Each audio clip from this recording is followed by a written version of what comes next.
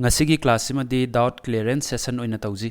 noina like parakpuda natraga anka holakpa matamda answer ta daba yawrakpa mayam do aingonda adum hangakpa yarani aduga aina matam sangba kanda sumaina class macha macha lawraga noi doubt mayam do clear to biye ko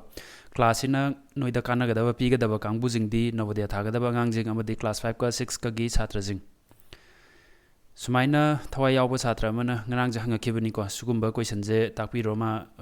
sungai haitre na ko ado ngarang do dum takpi ge to du da matam do sangdre somda class 9 ga 10 ga punna takpani na ko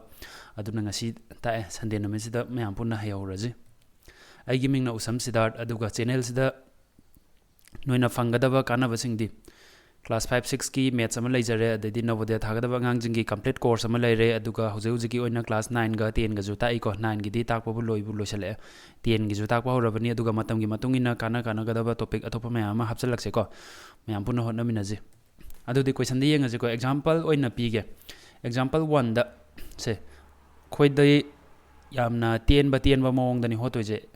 question na pibai mantungina yengo 4015 sida 11 na divide tobu matamda 365 tani habane bako point amta yawdaba natra aduga man hangina 40.15 ta 1.1 na divide tobu matamda kya tani hangbane ba khoina sigi masingja divide suktaw tawdabida answer puthokna ba hotnagani ko mathaki jina given lere adudi mana hotlo haibai matungina 40.15 divided by 1.1 neba sigi answer ja 365 sida point khara namthok namjin tawraga tara ani di khangadabni kaigi sida leiriba masingjiga chap manai ba ko point gi ka da khena ba khaktani sugumba question hotpa matam da khoina makha gi masingja point mangana ba hotnani ko makha gi masingja point mangan ge di sida 1.1 da yariba point jai right side ta ka ma phan jongjan ge ko adudi 11 katang le horaba makha gi ji right side ta ka ma jongjala mathak ta ju right side ta ka ma jongjala ni sumaina 401.5 lakh pra lai si divide tor kanda answer je kari mong da lakani haiba 365 ki mong da lakani ko aduda mathak ki mana given da pyramid da ne point amta yawdaba kanda answer je 365 tai hujik mana pirisina kai point gi maning da ka ma leibra laiko masing ama leibra aduna hujik answer da ju point gi maning da masing ama lehengani sumaina tagadaba sungot hotabida yagadra yaiko example amani ga yengi je ko hena khangnaba example number 2 da yengji sigi exact question jimak ni ko ngarang hanga kibdo satram khakna sida pirisina yengo 4854.3 sida 3.3 na divide tawraga 1471 tai habane bako sida man given da piri masingja mathak ta ju point gi maning da ka ma lei makha da ju point gi maning da ka ma lei sina takpadi kai haino haiba matamda aina sigi point je right side ta ka amam chongjal laju chap manarani made 54 haraga 3 lakharni ko makha ge ju aina 3.3 dagi 33 la ani answer chap manani 1471 ko sijna khoigi given duneba aduga hauji question na putho haijina 48.543 divided by 33 haibako sidais dana makha gi masingji da point yawdraba natro adudi kemta khoina onthok onsin tawdrasu yare ko mathak ki masingji da point gi maning da digit ahum leibra lei ngasai given da digit amta leitaba point gi maning da digit amta leitaba kanda 1471 ta gi natra khoigi masingji da point gi maning da digit ahum leibanina answer da ju point gi maning da digit ahum leigani sumain taraga hot kadaba ko yabra yam laiba mong da divide suk taw dabida ko example amaga yengisi example number 3 da given number ja 23200 da khoina 145 na divide tor kanda 160 ta eba ko aduga huje question na pirijina kai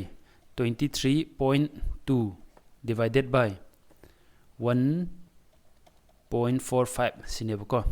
si masingje khoi makha gi masingje point manghana bai damakta kai dauni right side ta ka ani chongjan gani kai la 145 lai mathak ki masingje jo aina right side ta ka ani chongjaladi sidaleram badagi sidala ani adu ka amaga chongda watli ba adu di 0 ma hapo adu go chongani ko sumain taraga sigi masingje phangeba adudi given number jiga khoina hujik holo na pirai jiga kai khenai given number sida 0 ani yawbra yawi ko si 0 ani yaw matamda sida divide tor kanda 160 ta ba natro adudi sida di 0 ma khak lai bro adudi si masingje divide tor kanda 16 ta ra ni sumaina sida yawrai ba extra 0 je kai de lakpa sida maning de yawrai ba extra 0 sida lakpa ko adudi khoi extra 0 ma yawdramni na answer do 16 ta ni sumaina hota bida dum yenga answer je puthokpa ngamna bo honaga da ba ko sigi question kangbu di khoi Navodaya thagadaba angangjingna maru oina ko khanggadaba hota bida hek yengba answer puthokpa ngamba ise pung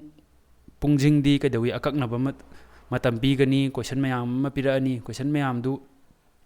ꯄꯨꯡ ꯑꯅꯤꯗ ꯅꯣꯏꯅ ꯇꯧꯗꯣꯏꯁꯦ 80 ꯀꯣꯏꯁꯟꯁ ꯅꯠꯇ꯭ꯔꯣ ꯑꯗꯨꯒꯤ ꯀꯣꯏꯁꯟ ꯃꯌꯥꯝꯗꯣ ꯇꯧꯕ ꯉꯝꯒꯦ ꯍꯥꯏꯇꯥꯔꯒꯗꯤ ꯌꯥꯝ ꯊꯨꯅ ꯑꯗꯨꯒꯁꯨ ꯆꯨꯝꯅꯁꯨ ꯍꯣꯠꯄ ꯉꯝ ꯇꯥꯕ ꯅꯠꯇ꯭ꯔꯥ ꯑꯗꯨꯃꯥꯏꯅ ꯌꯥꯏꯀꯣ ꯑꯇꯣꯞꯄ ꯀꯥꯡꯕꯨ ꯈꯪꯗꯕ ꯀꯥꯡꯕꯨ ꯂꯩꯔꯒꯁꯨ ꯑꯗꯨꯝ ꯁꯤꯗꯩꯁꯤꯗ ꯑꯩꯈꯣꯏꯒꯤ WhatsAppꯀꯤ ꯅꯝꯕꯔ ꯄꯤꯔꯤꯁꯤꯗ ꯀꯟꯇꯦꯛ ꯇꯧꯕꯤꯔꯛꯑꯁꯨ ꯌꯥꯅꯤꯀꯣ ꯁꯤꯗꯩꯁꯤꯗ ꯃꯦꯁꯦꯖ ꯑꯣꯏꯅ ꯊꯥꯕꯤꯔꯛꯑꯣ ꯁꯨꯃꯥꯏꯅ ꯈꯪꯗꯕ ꯀꯣꯏꯁꯟ ꯌꯥꯎꯔꯛꯄꯗꯣ ꯐꯣꯇꯣ ꯇꯛ ꯅꯝꯃꯒ ꯇꯛ ꯊꯥꯒꯠꯂꯣꯕ ꯑꯩꯅ ꯁꯪꯀꯥꯟꯗ ꯁꯦꯝꯕꯤꯒꯦꯀꯣ ꯅꯠꯇ꯭ꯔꯒꯁꯨ ꯑꯩꯈꯣꯏꯒꯤ ꯐꯦꯁꯕꯨꯛꯀꯤ ꯄꯦꯖꯁꯤꯗꯁꯨ